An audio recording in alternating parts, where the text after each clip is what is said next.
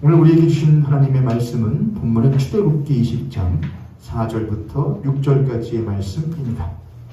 출애굽기 20장 4절부터 6절까지의 말씀입니다.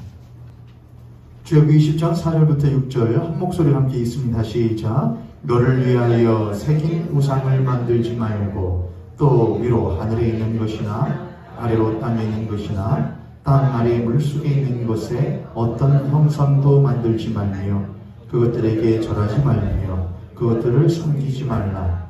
나 내 하나님 여호와는 질투하는 하나님인즉 나를 미워하는 자의 죄를 갚되 아버지로부터 아들에게로 3, 4대까지 이르게 하거니와 나를 사랑하고 내 계명을 지키는 자에게는 1000대까지 은혜를 베푸느니라. 아멘. 할렐루야. 우리 옆에 손으로 같은 손을 보시고 우리 한 번 더 반갑게 축복하고 인사하도록 하겠습니다. 참 잘하셨습니다. 만나서 반갑습니다. 한 번 더 축복합니다. 당신과 함께 예배할 수 있음에 감사드립니다.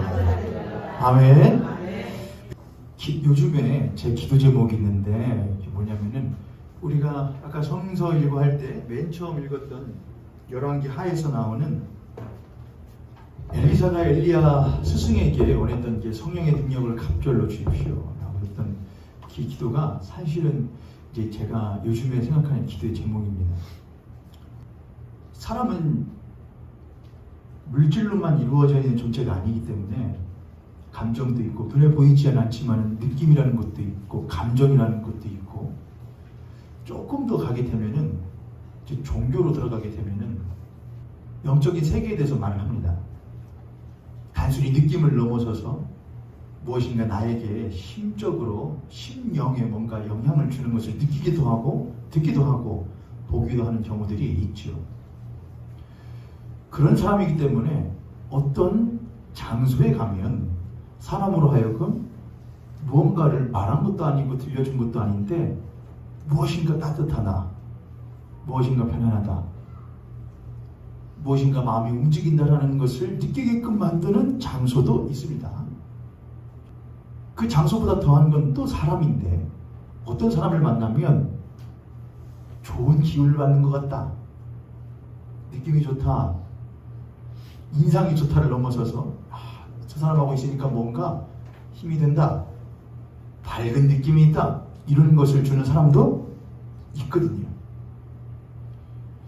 하물며 그리스도인이라고 한다면은 천지를 창조하신 태초에 모든 세상을 창조하셨던 빛이 있으라 하실 때에 모든 혼돈과 어둠과 공허를 몰아내시고 세상을 아름답게 창조하셨던 그 하나님이 내 안에 무엇 하신다, 계신다 한다면은 나라고 하는 사람은 보통 사람이 아니어야 하는 것이 마땅하고, 나라고 하는 것을 성경에서는 하나님의 거하시는 전이다, 성전이다라고 하는 장소도 되는 것인데, 나라고 하는 장소는 보통 장소가 아니어야 마땅한데 우리는 때로 어떤 장소에 덮여버리는 경우들이 많아요.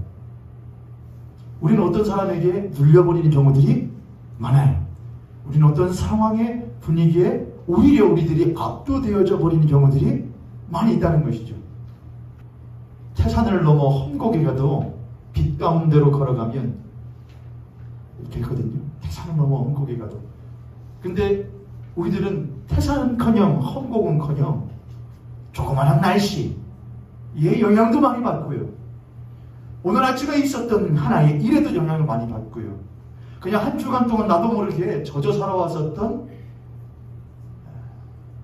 삶의 분위기들에 나도 모르게 눌려서 쉽사리 깨어나오지 못하는 경우들도 많이 있습니다. 누차 말씀드리지만 주일날 오는 것, 이것은 보통 일이 아닙니다, 여러분. 주일날 오면은 1시간, 1시간 반 뭐는 할 수 있습니다. 예배의 순서에 맞춰서 예배는 드릴 수, 예배의 순서를 함께 할 수 있을지 몰라도 하나님은 영이시니 예배하는 자는 신령과 진정으로 예배할지니라 하였던 그 신령과 진정으로 드리는 예배는 쉬운 일이 아닙니다. 그건 마치 태산과도 험곡과도 같이 우리로 하여금 걷지 못하고 가지 못하도록 만드는 것들이 있습니다. 그것을 이길 수 있는 것은 우리의 힘으로 되는 것이 아니고 우리 안에 계시는 성령으로 되는 것이거든요. 여러분께 기도하셔야 됩니다. 기도하고 나오셔야 됩니다. 하지만 여러분이 못하실 때도 있기 때문에 목회자로서는 그럼 하나님, 이분들이 이 자리에 와셨을 때에 이 장소가 그런 장소가 됐으면 좋겠고, 성령의 능력이 갑절로 나에게 있어서 제가 능력이 있는 것이 아니고 제가 전하는 하나님의 말씀의 능력이 있어서 들을 때에 심령이 깨어나고 눈빛이 다시 생기가 돌아오고 얼굴빛이 다시금 밝아지고 죽었던 사망의 기운으로 얽혀있던 아주 그런 눈이 있으면 참 좋겠다 생각해요. 보면은 막 저 사람은 검은 연기가 가득하네. 저 사람은 야 뭔가 광채가 좀 있는 것 같다. 야 그런 눈이 있으면 참 좋겠다. 근데 그런 거 없어도 여러분 우리 다 느껴요. 옆에 있는 선생님과 앞에 있는 선생님 한번 보시겠습니다. 한번 보세요 여러분. 뭐 어떤 기운이 있습니까? 밝아요? 아니면은 여기서 자 한번 밝게 한번 만들어 볼까요? 제가 어저께 재밌는 얘기를 하나 들었는데 넌센스 퀴즈래요. 제가 그래서 누가 와서 알려줘가지고서는 이 성경에 나오는 넌센스 퀴즈인데 맞추시는 분에게 제가 담임 목사의 권한으로 이런 거 해도 되나 모르겠습니다. 장로님, 담임 목사의 권한으로 교회 재정에서 문화상품권 5만원권을 선물로 드리겠습니다. 이런 거 해도 되나요 장로님? 장로님 된다고 했으니까 제가 이 문제 맞추시는 분은 제가 다음 주에 문화상품권을 5만원권 선물로 드릴게요. 성경에 나오는 넌센스 퀴즈예요. 성경에 나오는 건데 백인들만 잔뜩 모여서 사는 곳이 있어요. 백인들만 잔뜩 모여 사는 곳. 그곳이 어디게요? 백인들만 잔뜩 모여 사는 곳이 있대요. 성경에 나와요. 그거 너무나 성경적으로 가잖아요. 넌센스 퀴즈라니까 백인들만 잔뜩 모여 사는 곳이 있어요. 흰놈의 글자.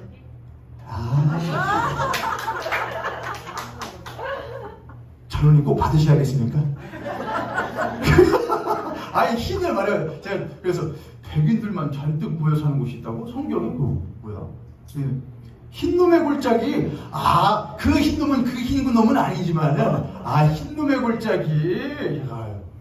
조금 그래도 분위기가 조금 괜찮아지긴 했네요.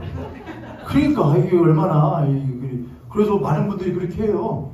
목사님들한테 설교의 스킬을 가르치면서 설교하기 전에 성도님들이 한 주간 동안 얼마나 재미없는 삶을 살다 오냐 이것이죠. 집에서, 가정에서, 직장에서 얼마나 치여 살다가 이렇게 가지고 와 있는데 성경 말씀을 또 하면 얼마나 더 이게 더 찌푸러지겠냐. 그러니까는 좀 무슨 얘기로도 좀 풀어주면서 아이스 브레이킹을 해주라 이거죠. 재밌는 이야기. 여러분 솔직히 말해보세요.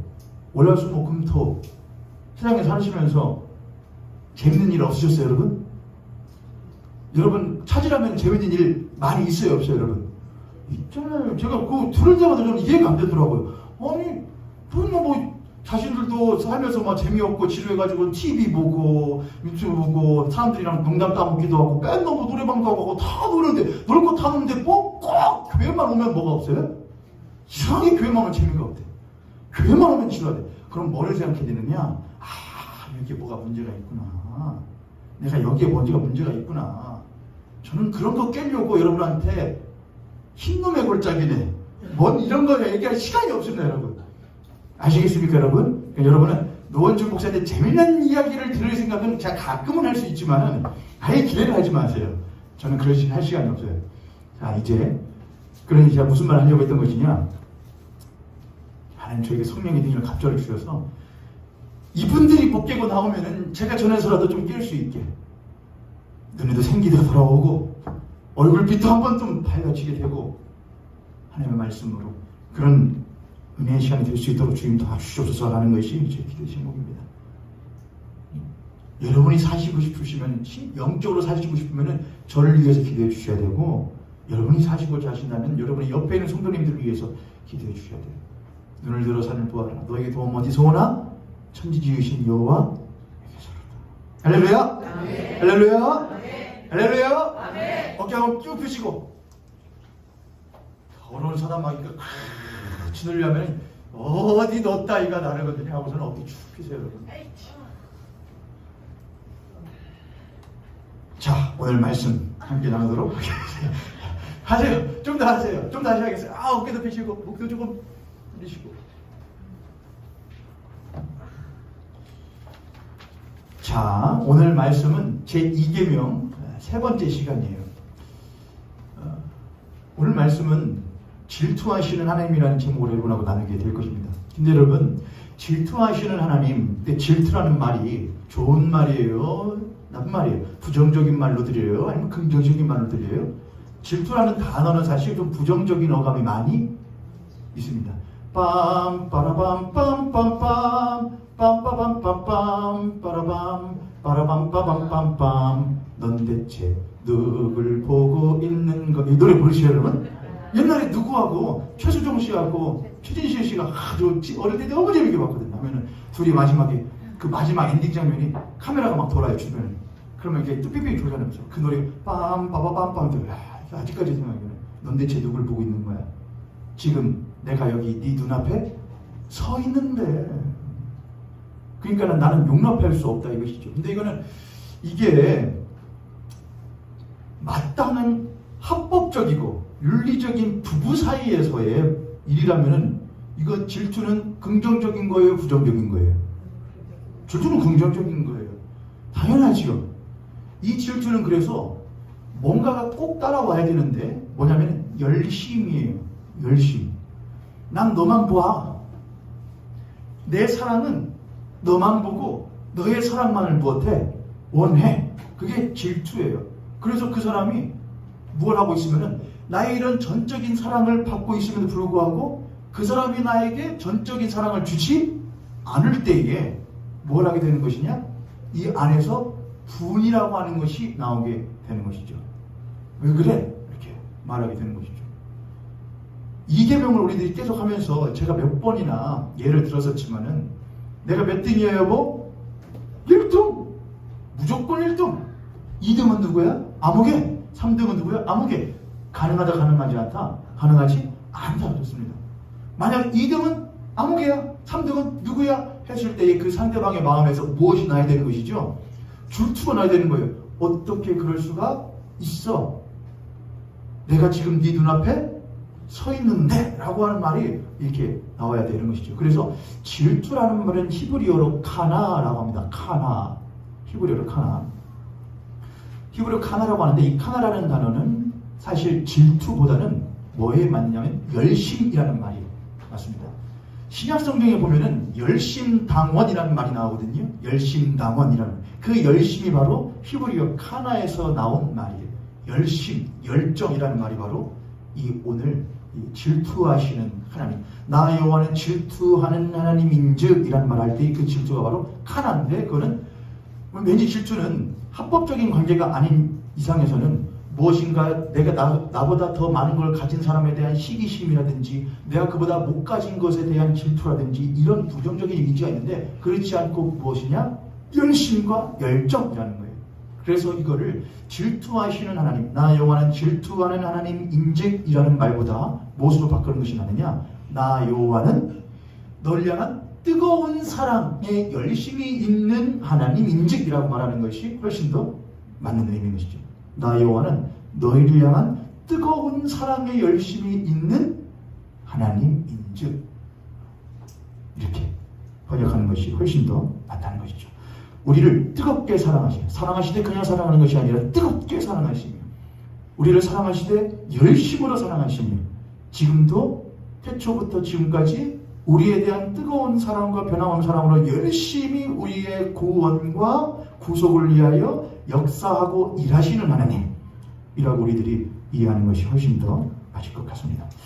그럼 우리들은 질문이 생겨요. 하나님은 우리를 왜 그토록 뜨겁게 사랑하실까? 무엇이 하나님의 그 사랑에 불을 지르게 만드는 것일까? 무엇이 그 하나님의 마음에 불을 지르는 것일까?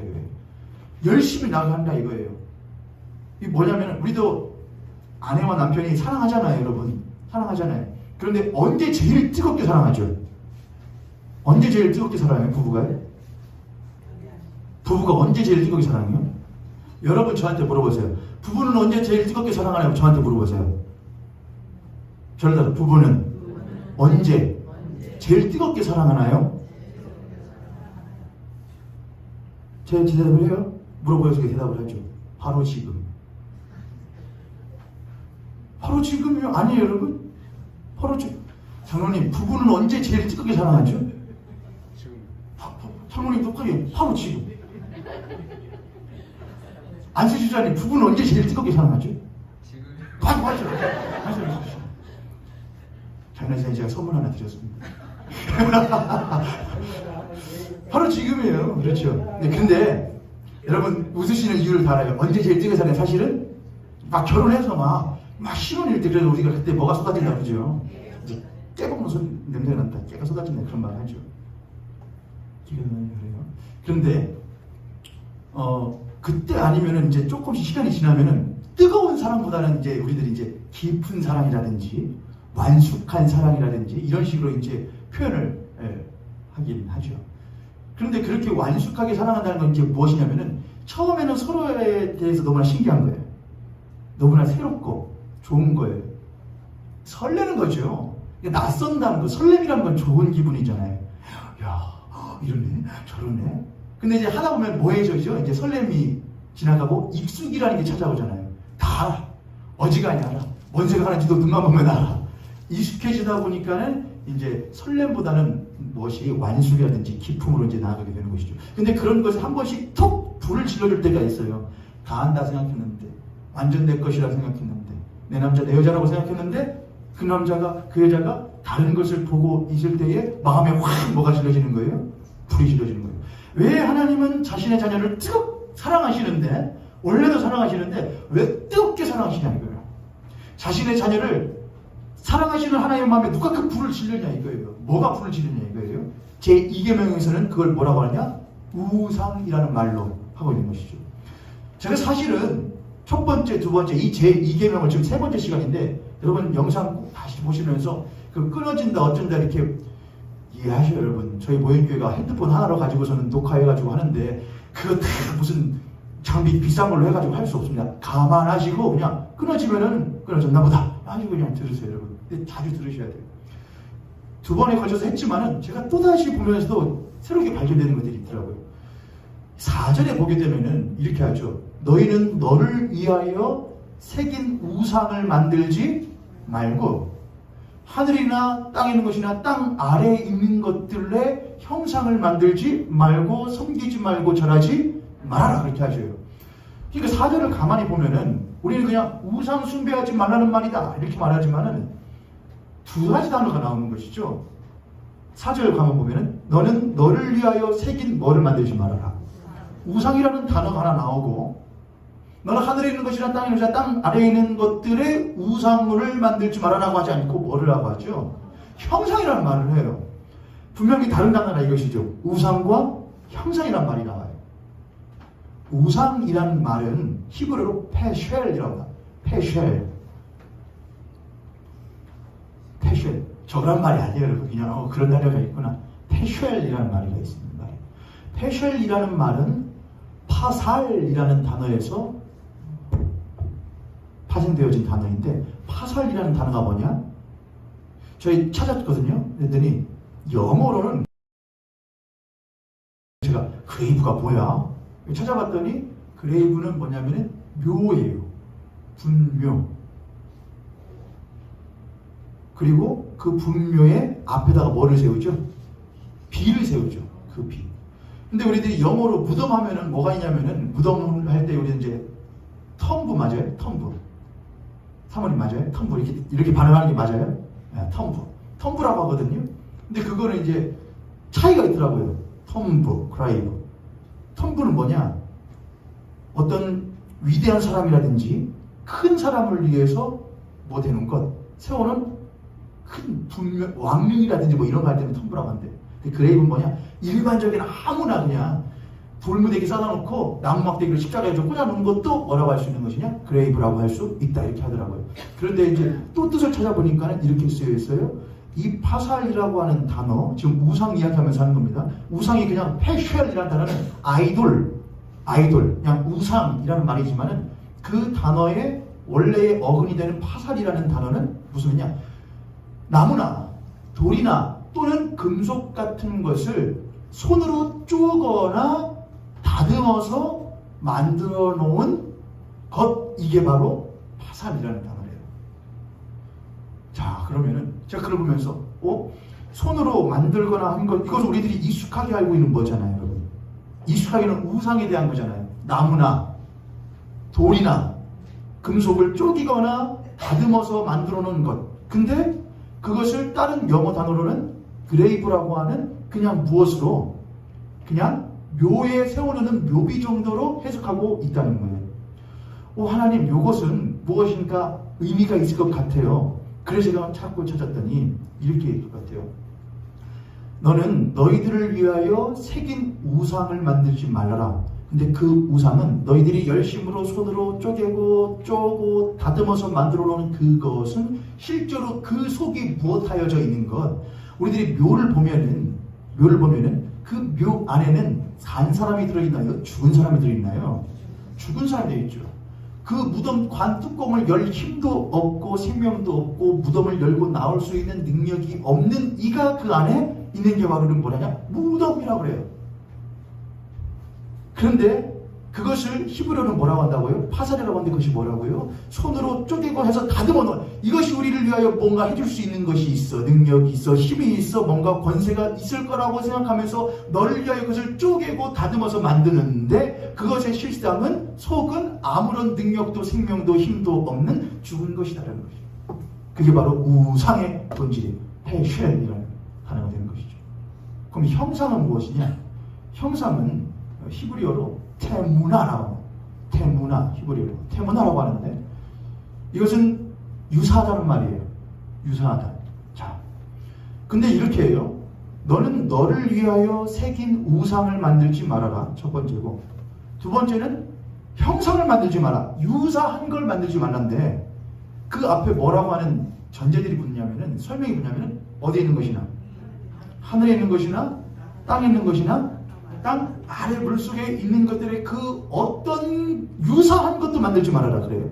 자, 왜 하나님이 그렇게 하셨을까? 하늘, 땅, 물, 이 모든 것들은 우리들이 성경을 통해서 지금 이스라엘 백성들은 출애굽을 한 상태였어요. 근데 이스라엘 백성들은 자신의 선조 때부터, 아브라함 때부터 무엇에 대하여 들어왔던 사람들이냐? 하늘에 있는 것, 땅에 있는 것, 그 아래에 있는 모든 것들은 창조주 되시는 하나님께서 무엇으로 만드신 것이다? 말씀으로 만드신 것들이다. 이 모든 것들, 하늘에 있는 것이나 땅에 있는 것들이나 땅 아래에 물에 있는 모든 것들은 하나님의 말씀으로 만드신 것이다. 고로 범신론은 아닙니다, 여러분. 그러니까 우리들이 여기에도 신이 있고 이 꽃에도 신이 있고 신의 숨결이 다 이렇게 하는 것은 아니에요. 그런데 우리는 그리스도인들도 이렇게 하죠. 꽃을 보면 이 꽃을 만드신 이가 얼마나 무엇하신지, 어떻게 이런 색깔로 이런 모양으로 아름답게 만드셨을까? 그러므로 만드신 이의 성품, 만드신 이의 아름다움, 만드신 이의 지혜로움을 추려 알게 되고, 하늘에서 일어나는 모든 천지의 일들을 보게 되면 우리들이 어떻게 하나님은 이 모든 것들을 이렇게 아름답게 만드셨을까? 그분은 얼마나 지혜로우신가에 대하여 우리들이 신묘하신가에 대하여 유추할 수 있게 되죠. 우리가 하늘의 무지개를 보고 무지개님 이렇게 하지 않고요. 우리는 무지개를 보고 저 무지개를 만드신 하나님의 뜻과 의도와 사랑을 우리들은 깨달아 알게 되잖아요. 그렇죠? 이해되셨어요, 여러분? 그런데 그러니까 하나님께서 말씀으로 창조하신 이 모든 것들은 실상 누구에 대하여 보여주고 누구에 대하여 말하고 있는 것이냐? 그것들을 지으신 하나님에 대하여 알려주고 있단 말이에요. 하늘에 있는 것이나 땅에 있는 것이나 땅 아래에 있는 모든 것들은 하나님을 미루어 알도록 하는 거예요.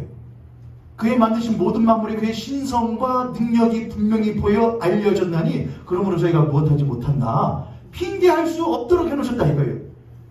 그러나 그 이면에 있는 실상 되시는 하나님을 알지 못하고 그 실상이신 하나님께서 만들어 놓은 현상들, 그것들을, 그러니까 하나님은 아니야. 그런데 무지개 보면 여러분 우아해요 안 해요 여러분? 쌍무지개 뜨면 우아해요 안 해요 여러분?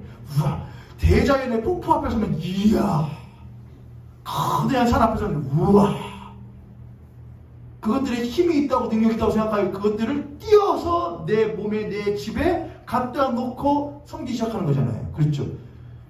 그것들은 힘이 없고 능력이 없어요. 근데 그걸 만드신 하나님에게 온전한 힘과 능력과 권세가 있으신데 그 하나님이 자신의 것을 부어서 만들어 놓은 것, 이것은 하나님은 아니야. 그러나 하나님의 뜻과 성품과 하나님의 어떤 분이신지를 알 수 있도록 해주셨어.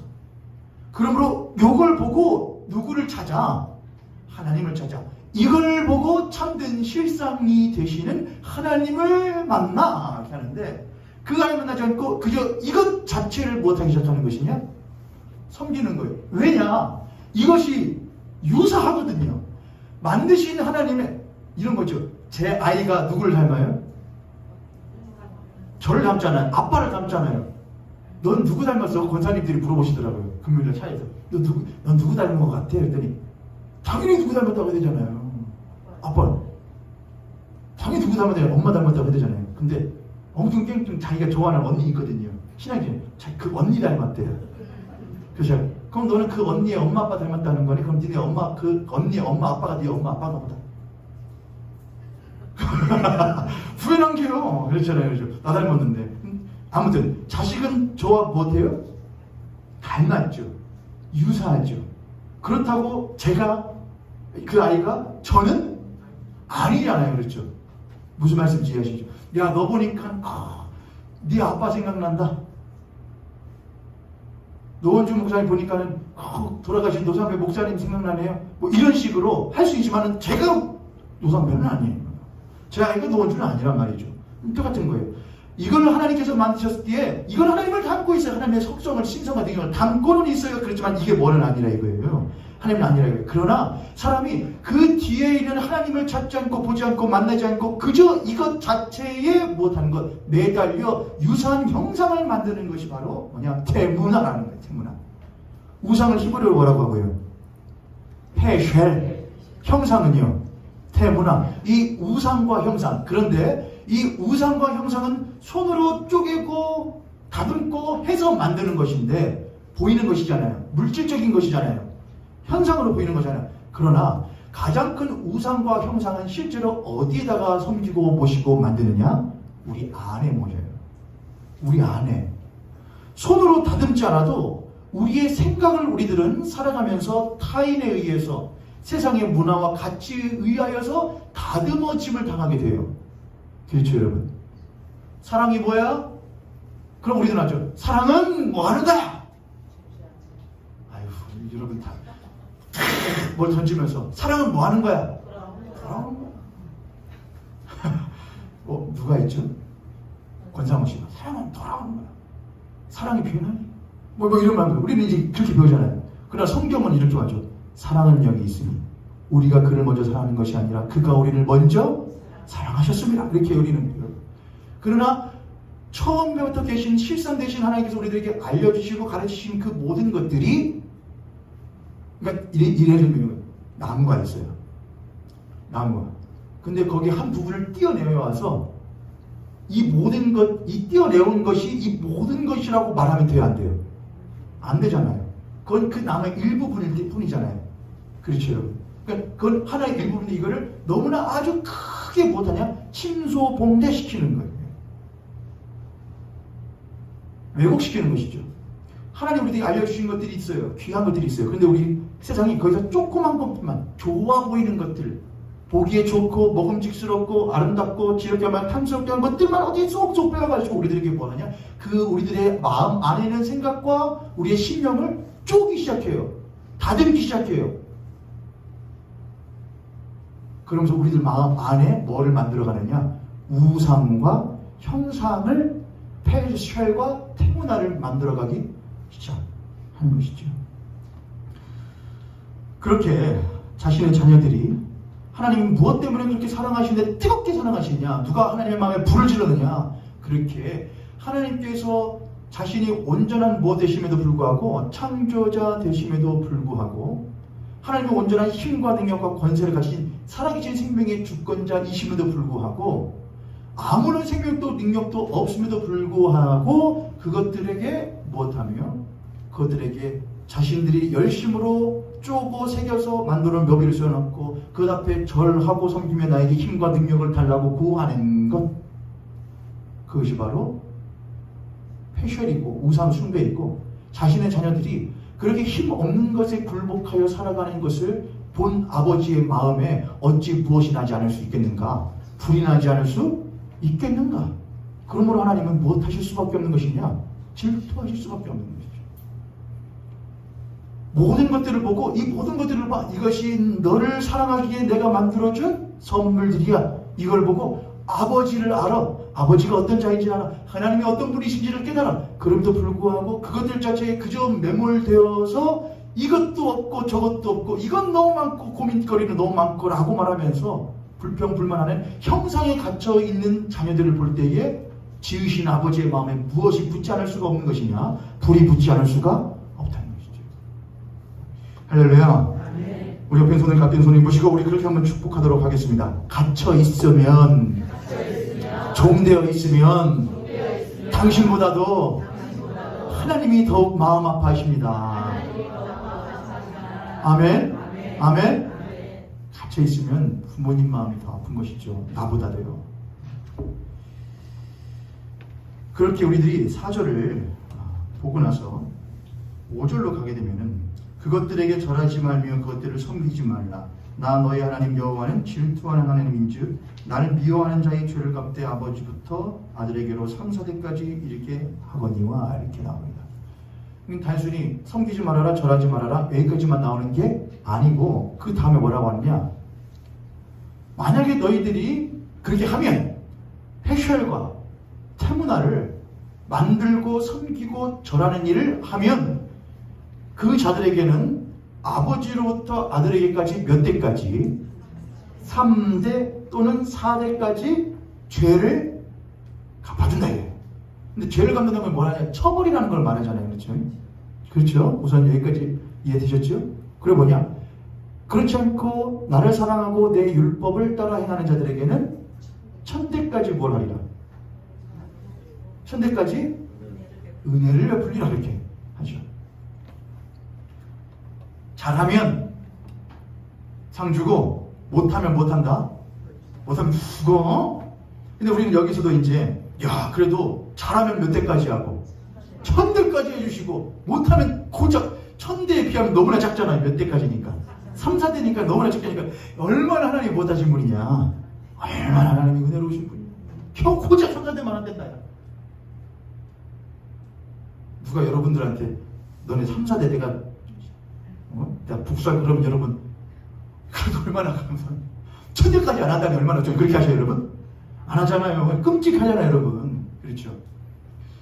하나님이 과연 잘하면 상 주고 못하면 벌 준다 그런 말이냐, 이것도 한번 생각해 볼 필요가 있어요. 여기서 말할 때에 아버지로부터, 자, 만약에 너희들이 우상과 형상을 만들고 섬기고 절하면 너희 그 아버지가 만약에 첫 사람이 죄를 저하면은 그 죄를 몇 대에 걸쳐서 3대 또는 4대에 걸쳐서 죄를 갚도록 하겠다라고 할 때에 그 3대와 4대 3이라는 숫자는 이건 다 제가 외울 수가 없어서 좀 적어봤어요. 3이라는 숫자는 히브리어로 뭐라고 하냐면은 셀레쉬라고 해요. 셀레쉬 3. 그리고 이것의 어근은 살로쉬라거든요. 살로쉬. 근데 3이라는 숫자는 살로시, 히브리어 살로시인데 이 3이라는 숫자일 때 우리들이 성경은 여러 가지 숫자에 대해서 이야기들을 해요. 근데 3 하면 우리들이 생각나는 것이 있죠. 뭐가 있죠? 삼위일체가 제일 먼저 생각나는 것이죠. 기독교의 가장 핵심적인 교리가 뭐냐면 삼위일체 교리예요. 하나님은 하나이신데 또한 세 분이시다. 성부, 성자, 성령, 세 하나님이 한 하나님이시다라고 하는 것이 우리 기독교의 핵심 교리죠. 그러니까 3이라고 하는 살로시는 무슨 의미가 있는 것이냐면 완전성을 가지고 있어요. 완전함. 뭐 7도 그렇고 10도 그렇지만 3이라고 하는 것은 말하면 다이아몬드 같은 느낌인 거예요. 완전하게 짜여져 있는 무결한 것. 그게 바로 살롯이라는 뜻이에요. 그리고 사라고 써 있는데 이 사라고 하는 단어는 히브리어로 뭐라고 하냐면은 이렇게 말합니다. 립베아라고 한대요. 립베아. 삼은 살롯이, 사는 립베아라고 한대요. 근데 립베아라는 히브리어의 뜻은 뭐냐? 묶다, 연결하다 라는 뜻이래요. 묶다, 연결하다. 이해되셨죠? 그러면 너희 아버지가 만약에 죄를 지으면 그 우상과 형상을 섬기는 죄를 지으면은 성경에서는 구약 성경으로 가게 되면 레위기나 이런 데 보면은 우상 숭배한 사람은 어떤 처벌을 받는지 아시나요 혹시? 우상 숭배한 사람. 우상 숭배는 돌로 쳐 죽이거든요. 그게 하나님의 율법이었거든요. 아버지가 만약에 한다? 그럼 그는 무엇할 죄니까? 죽어 마땅한 죄니까 돌로 쳐 죽여라. 그렇게 짐 밖에 끌어내고 돌로 쳐 죽여라.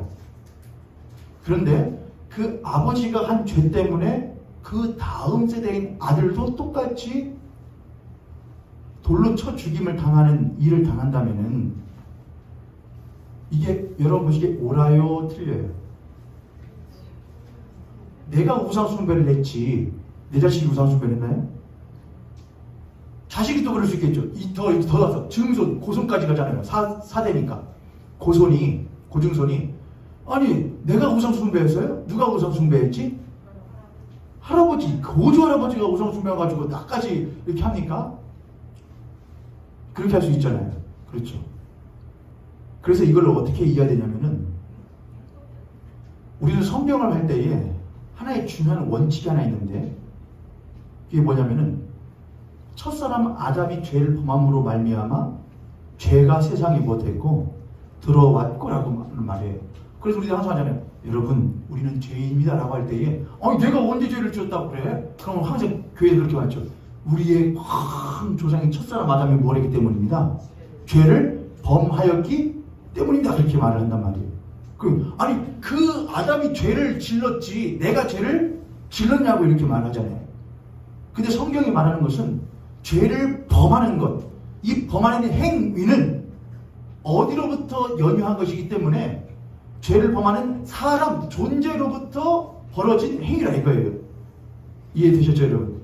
그러니까 아담이라는 사람이 죄를 범하였다는 것은 죄를 질렀다가 아니고 그가 죄를 지을 수밖에 없는 존재가 되었다는 말이에요.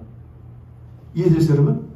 아담이 죄를 범했어가 아니에요. 아담이 죄를 지을 수밖에 없는 사람이 되어버렸어라는 말이에요. 그게 아담의 타락이에요. 인간의 타락이에요. 아담이 죄를 지을 수밖에 없는 사람이 되었으므로 하와가 죄를 지을 수밖에 없는 사람이 되었으므로 죄를 지을 수밖에 없는 사람이 낳은 사람은 또한 무엇하는 사람이 될 수밖에 없는 것이냐? 죄를 지을 수밖에 없는 사람이 되는 거예요. 이해되셨죠 여러분? 야, 네가 우상을 섬기고 형상을 섬기는 것은 너희들이 어디의 사람이라는 것이냐? 너희들이 이집트 땅에 있을 때에 이집트에 있는 그 위대한 피라미드와 그 스핑크스를 만들고 너희들이 하면서 비돔과 라암셋 국고성을 만들면서 이것들이 애굽에서는 뭐를 주고 애굽의 부강함과 힘과 강대함을 주는 힘들이래 라고 말하면서 너희들이 그것들을 열심히 못하면서 만들면서 패션이라는 단어가 아까 제가 무덤 이런 게 있다고 했잖아요. 근데 또 무슨 뜻이 있냐면은 채석장이라는 뜻이에요. 채석장은 뭐잖아요? 돌. 근데 옛날 고대 때는 채석장이 하얀 돌을 캐는 곳들이 많았대요. 그래서 노예들이 거기서 채석장을 일하려면 온몸이 뭘로 다 덮여지냐? 하얀 돌가루로 덮여지게 되었다고 그래요. 그러니까는 우상을 만들 때는 반드시 뭘 할 수밖에 없느냐? 돌을 쪼개는 일을 통하여서 노동과 노역을 할 수밖에 없는 상황이 있는 것이죠. 그러니까 우상을 만들지 말아라 라는 말은 하나님의 무슨 뜻도 있는 것이냐? 너희들이 세상에 생명도 없고 힘도 없고 능력도 없는 것을 구하면서 헛되이 살지 말라, 노역하지 말라는 뜻도 있게 되는 것이죠. 이하만 다시 말하면은 너희들이 애굽 땅에 살면서 그것들이 너에게 능력을 주는 것이라 스스로 여기면서 못했던 것, 살았었던 삶이 있는데 너는 그렇게 하면서 그 노역 가운데서 너도 뭐가 돼버렸어? 본래는 누구의 사람인데? 본래는 히브리인, 하나님의 백성인데 너희들도 어느새 뭐가 되어버렸다는 것이냐? 애국 사람이 되었다는 걸 말하는 거예요. 너희들이 애국 사람이라 이거예요.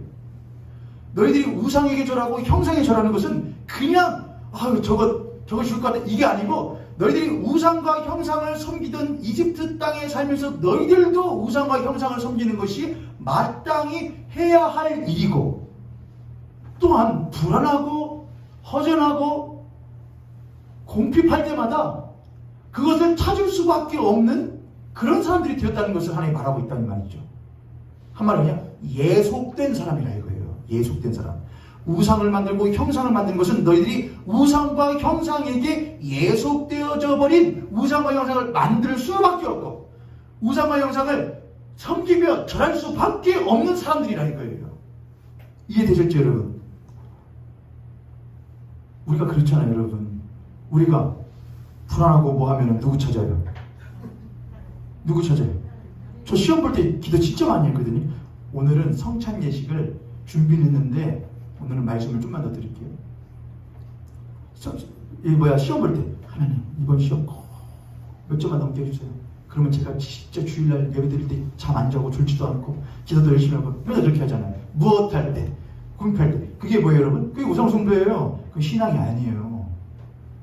아유 목사님 그래도 부처님 이렇게 해주세요. 한라신님 이렇게 하는 게 아니고 어디 국간신님 치간신님 이렇게 하는 게 아니고 누구한테 하는 거니까?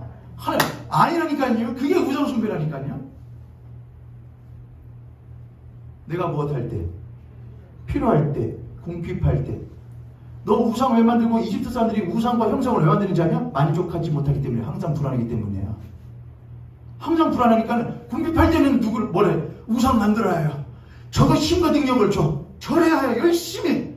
그래야 우리의 꿈을 이루어져. 그래서 다 이거예요. 그게 우상과 형상을 만드는 인간의 심리와 인간의 존재라 이거예요. 그게 너희 아버지가 했던 일이라 이거예요. 그런 아버지이기 때문에 우상을 만들 수밖에 없고 섬길 수밖에 없는 아버지라 이거예요. 그 아버지가 나는 아들도 우상을 만들 수밖에 없고 섬길 수밖에 없는 아들이라 이거예요. 그 아들도 이해되셨죠 여러분? 그럼 어떻게 해야 돼요? 죄를 갚아야죠. 죄를 갚아야죠. 3, 4대 그 완벽하게 아들과 아버지가 완전하게 무엇해서 묶여져서, 사가 뭐라고 그랬잖아요. 뜻이 묶다, 연결되다라는 뜻이었잖아요. 완전하게 묶여져서 우상과 형상을 만들지 않으면 견딜 수가 없는 존재가 되어버렸어. 근데 그에게 대해서 뭘 하겠다 이거예요? 그러니까 3, 4대만 하겠다, 시간적인 개념이 아니라 이거예요. 우상을 만들 수밖에 없는 존재로 변화되어 버려서 그가 나오는 그 모든 이들은 다 그렇게 완전하게 묶어서 그런 존재들만 나올 수밖에 없는 이들에게 죄를 못하겠다? 죄를 갚겠다 이거예요. 근데 어떻게 갚아요? 죽음으로요? 죽임으로요? 아니에요. 구약에서는 그들을 죽임으로, 구약 성경 율법만 있을 때는 죽임으로 쓰였어요. 근데 그 죽이는 것으로는 갚을 수가 없어요. 왜 그래요 여러분? 무엇하지 않는 한, 아예 아버지를 무엇하지 않는 한, 그렇죠. 아예 죽여버리지 않는 한은 자식은 계속해서 못해요. 나오게 되는 것이고, 인간이라는 존재니까 내 안에 이런 거죠. 제가 예를 들면은 우리들이 우상숭배 하잖아요 여러분. 옆에 동동이 앞에 동동이 보시고 우리 한번 그렇게 물어보자. 솔직하게 당신도 그렇고 나도 그렇고 우상 안 섬기는 사람이 어디 있습니까? 우상 안 섬기는 사람이 어디 있어요? 솔직히 여러분, 내 마음에 우상 있잖아요. 형상이 있잖아요. 하나님이 여러분이 어려울 때마다 찾는 게 예수님이고 그분이에요. 괴로울 때 주님의 얼굴 보라 그렇게 말씀해 주시니까는 괴로울 때만 찾으면은 그게 신앙 같으세요? 아니요, 그 우상 숭배하는 거예요. 생각해봐야죠. 왜 내가 어려울 때만 찾냐? 내가 왜 힘들 때만 찾냐? 내가 왜 일주일째 주일만 나와서 예배 드리려고 그러냐? 주일만 말씀 보려고 그러냐? 기도하려고 그러냐? 찬양을 그러냐? 우상 숭배라 이거예요. 내가 필요할 때 나를 위하여 새긴 우상이라 이거예요. 그게요. 내가 필요할 때 나를 위하여 비는 사람이 그게 우상이라 이거예요. 비는 하나님이 그게 우상이라 이거예요. 우상 안 섬기는 사람 어디 있어요? 왜 우리 그러냐 이거예요. 우리가 죄를 지을 수밖에 없는 존재이기 때문입니다. 그럼 어떻게 그걸 갚아요? 갚는다는 것은 해결한다는 말이에요. 죄를 갚겠다는 것은 어떻게 해결해요? 죽여야 끝나요. 맨 처음에 죄를 지을 수밖에 없던 존재였던 그를 완전히 죽이지 않는 한 내 안에 그 씨가 꽉 연결되어져서 묶여 있어가지고 지금까지 끝없이 내려오는 그를 못하지 않는 한, 죽여버리지 않는 한은 해결되지 않는 문제라 이거예요. 그럼 여러분 이제 이해가 되셨을 거예요. 그렇구나. 너희들은 우상을 만들지 말고 형상을 만들지 말아라. 거기까지만 하면 뭐가 돼요? 율법이 되는 거예요. 하지마. 근데 그 다음 절은 뭐예요? 그러나 너희들이 그렇게 하면 내가 3, 4대까지는 뭘 할 거야? 죄를 갚을 거야. 시간이 아니라고 말씀드렸어요. 할 수밖에 없는 일이겠어요. 완전하게 묶여져 있는 이거였어요. 어떻게 갚냐 이거예요. 어떻게 해결하냐 이거예요. 하나님은 자신이 갚으셔요. 뭘 통하여? 예수 그리스도의 대속을 통하여 갚으셔요. 그러니까 이 말은 율법으로 끝나는 것이 아니고 뭘로 끝나고 있는 거죠 지금? 복음의 은혜로 끝나고 있는 거예요. 아버지가 마음에 막 불이 난 거예요. 질투하는 하나님이 팔팔팔 뛰는 거예요. 저 어떻게 하지? 살려내는데? 근데 보니까 살 수 있는 능력이 있어요? 없어요? 없어요. 얘네는 또 하면 또 할 거야. 또 할 거야. 내가 죽어야겠다. 내가 해줘야겠다. 그게 우리의 질투하시는 하나님이라는 거예요. 할렐루야. 뒤에 또 보면 이렇게 있죠. 1000대까지 그렇게 했다. 이 1000이라는 말은 히브리어가 있는데, 영어처럼 히브리어를 했고, 영어에도 알파벳이 있듯이 히브리어도 알파벳이 있는데, 영어의 제일 철자는 뭐예요? 알파벳 A예요. 히브리어도 제일 첫 철자가 있어요. 이게 알렙이에요. 알렙.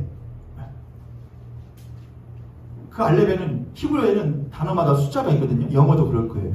근데 이 알렙이라는 첫 단어는 숫자로 1000이에요.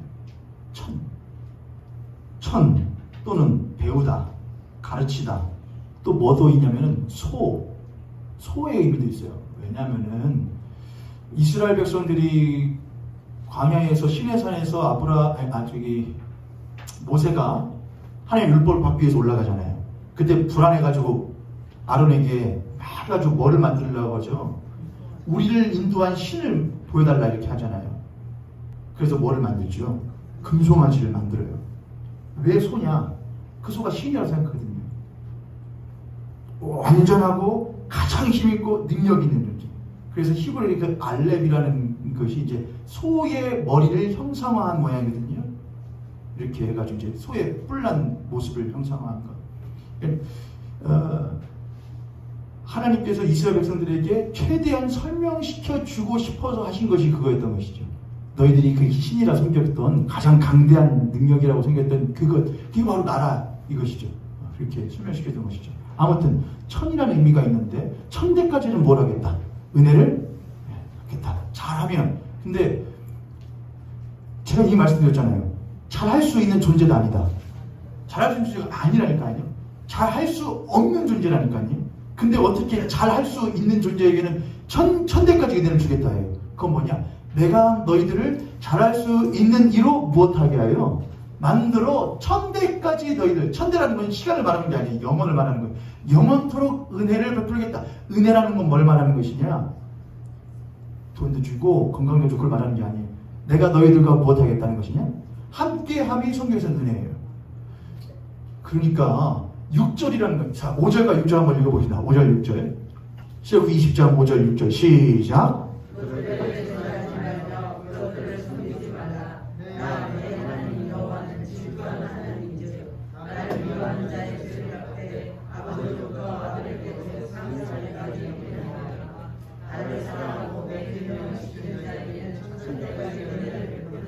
아멘. 이건 뭐예요? 그러니까 이건 율법이 아니라 하나님이 이스라엘 백성들에게 주시는 지금 뭐였느냐? 복음이었던 거예요. 이스라엘 백성들아, 내 사랑하는 자녀들아, 우상을 만들 수밖에 없고 형상을 만들어 그것에게 섬기며 절하지 않고는 견딜 수가 없는 내 자녀들아, 내 마음에 불이 난다. 불이.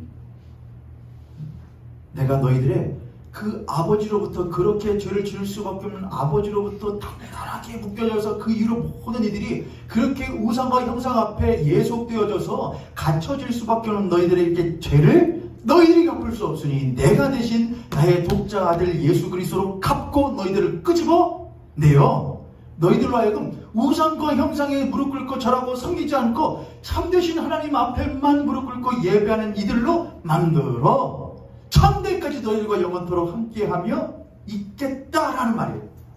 이게 5절 6절의 말씀이에요. 할렐루야. 아멘. 그리고서는 하나님은 그러므로 우리들에게 예수 그리스도를 통하여 옛사람을 못하시고 옛사람을 죄를 지을 수밖에 없는 옛사람 우상과 형상을 만들고 그것에 무엇인지 하는 그 사람을 옛사람을 못하시고 죽이시고 그 하나님과 영원토록 함께 있으며 이 모든 형상을 넘어서서 실상으로 계시는 하나님을 예배하는 참으로 자유한 새 사람을 만드시는 것 그것이 바로 그리스도인 됨이에요. 우리는 그렇게 해서 그리스도인들이 된 거예요. 그리고 우리는 누가 지으시고 만드신 것이냐? 우리의 손으로 만든 것이 아니라 그분의 손으로 빚어 만드신 것이 바로 우리이고 우리는 지금도 하나님의 그 빚으심 가운데에 있는 사람들인 거예요. 이 자리에 계신 여러분들은 지금 하나님의 빚으심 가운데 있는 거예요. 지금 빚어가고 계시는 거예요. 뭘 빚어서 가시는 거예요? 너희들이 하나님의 성령이 그 안에 거하시면 너희들이 하나님의 무엇인 줄 알지 못하느냐? 하나님의 거룩한 전인 줄 알지 못하느냐? 전이요. 성전인 줄 알지 못하느냐? 그 성전을 누가 지금 빚어가고 계시다고요? 하나님이 빚어가고 계신다고요. 우리는 빚을 수가 없어요. 우리는 손 대면 그 순간 뭐가 되는 거예요? 손 대는 순간 뭐가 된다고요? 우상이요. 누구를 위해서 하니까? 나를 위한 기도, 나를 위한 찬양, 나를 위한 예배, 나를 위한 신앙생활 손 대는 것마다 뭐 만드는 거예요? 우상 만드는 거예요. 그러면 누구로? 성령님을 힘입어 예수 그리스도의 은혜를 힘입어 하나님의 진리의 말씀을 들어 하는 것마다 우리의 하나님의 귀하신 성전을 세워가는 일들이 되는 거예요. 할렐루야. 아멘. 할렐루야. 아멘. 이 귀한 일에 여러분이 하나님 내가 손대면 못해요. 내가 기도하다 보면 정신을 칵 잃어가지고서는 우상 섬기는 할 때가 많아요. 내 꿈, 내 명예, 내 세상을 이루려고. 그러나 내 뜻대로 기도하지 않게 하시고 성령님 아버지의 뜻대로 기도하게 하십시오. 하나님 제가 신앙생활 하다 보면은 이렇게 열심히 해야 나중에 좋은 천국 가지. 천국 가서 좋은 데 있게 되지. 이 땅에 살아도 건강하게 잘 살 수 있게 장수할 수 있게 됐지. 그렇게 하지 마세요. 그 우상 숭배라는 거예요. 하나님 나에게 거듭나게 해주신 것만 해도 나에게 뭘 주신 것인데 얼마나 갚을 수 없는 천대까지 은혜를 허락하여 주신 것인데 가난할 때도 부할 때에도 아플 때에도 아프지 않을 때에도 나의 삶 가운데에 당신의 뜻을 이루어갈 수 있도록 하여 주소서. 늘 나와 함께하여 주시옵소서. 그것이 제2계명을 지키는 그리스도인의 삶임을 잊지 않으시기를 축복합니다. 할렐루야.